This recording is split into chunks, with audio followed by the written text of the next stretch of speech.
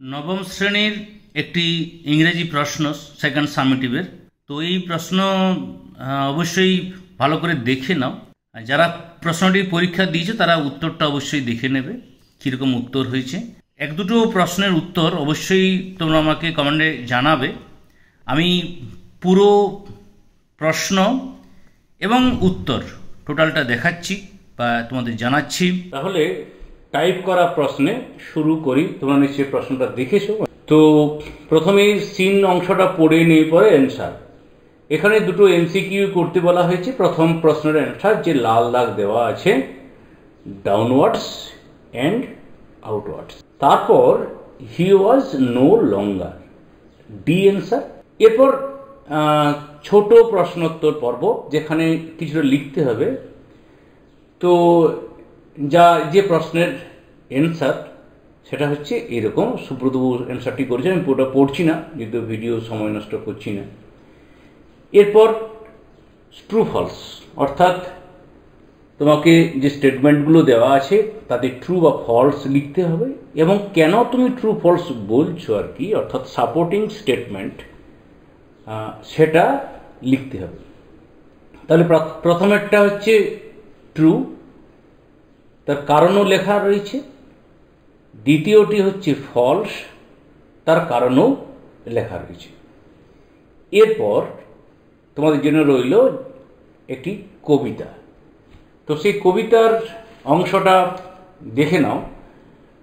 এটা তোমাদের যদিও বইয়ের অংশ, তো সেখান থেকে আমরা প্রশ্নগুলো দেখব। প্রথম যে প্রশ্ন, এই প্রশ্নটা যে উত্তর হবে সেটা অবশ্যই তুমি কমেন্ট সেকশনে জানাবে, ঠিক আছে?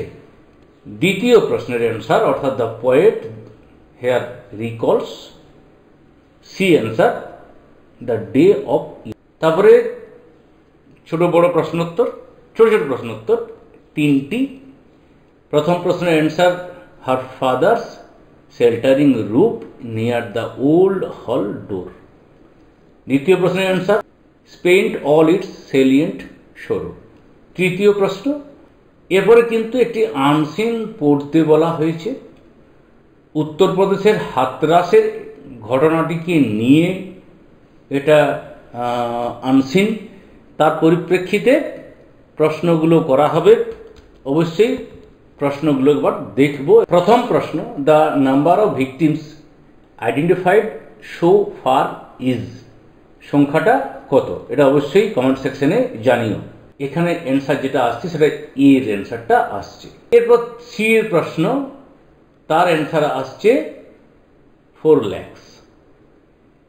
এরপর ট্রু ফলস, সেন্টেন্সের ট্রু ফলসের লেখা এবং কেন ট্রু ফলস, সাপোর্টিং স্টেটমেন্ট সেটা দেওয়া।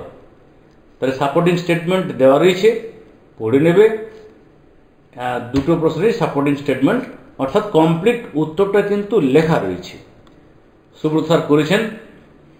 এরপর তিনটি প্রশ্নের অ্যান্সার।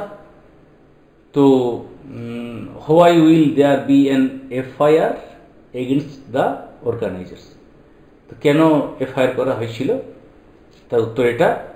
তারপর what were the devotees trying to do at the end of events, তো এই প্রশ্নের অ্যান্সার এরকম। তারপর হু organised the Satsang, Satsang K organise করেছিল? এই ভদ্রলোক করেছিলেন, তো তিনি, তার উত্তরটা আছে। এরপর গ্রামারের অংশে প্রথমে বাট ইউজ করে উত্তরটা করতে হবে। I can not but do the work. তাহলে সিম্পল টেন্স করতে হবে, we heard of his arrival. Practising regularly helps one acquire any skill. Rewrite using noun form of practising. তো regular practice helps ones acquire any skill. Next প্রশ্নের answer দেখে নাও। The aeroplanes is not as cool as that of the hill. তারপর একটা complex করতে বলা হয়েছে। Though every one desires fame only সাম earn ইট। এরপর অ্যাপ্রোপ্রিয়েট প্রিপোজিশন বসাতে বলা হয়েছে। প্রথমেরটিতে অফ বসছে, দ্বিতীয়টিতে ফর্ম বসছে। তারপরে টার্ন ইনটু ইনডাইরেক্ট স্পিচ।